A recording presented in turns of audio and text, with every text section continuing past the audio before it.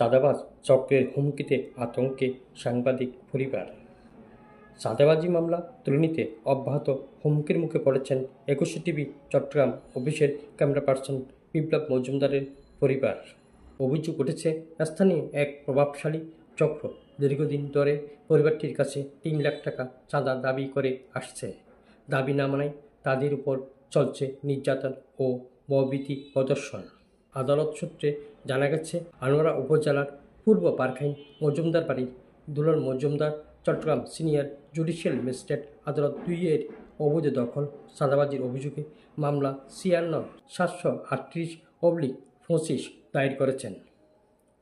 মামলায় উল্লেখ করা হয়, দুলাল মজুমদারের পরিবারের ২ গন্ডা জমির উপর স্থানীয় আওয়ামী লীগ নেতা কাজল মজুমদার, রঞ্জিত মজুমদার, আশিস মজুমদার ও পিটুলালদের লোভ পড়ে।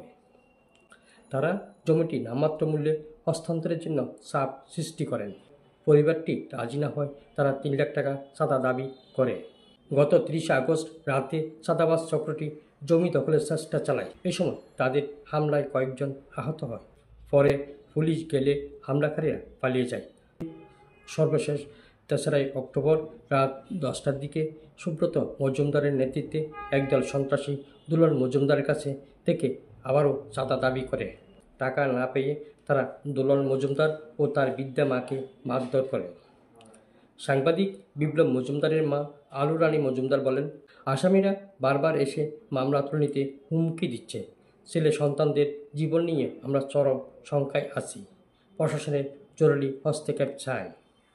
এ বিষয়ে আনোয়ারা থানার ওসি মোহাম্মদ মনির হোসেন বলেন, মামলাটি তদন্তাধীন। হামলা, হুমকি ও চাঁদাবাজির অভিযোগ প্রমাণিত হলে আইনি ব্যবস্থা নেওয়া হবে।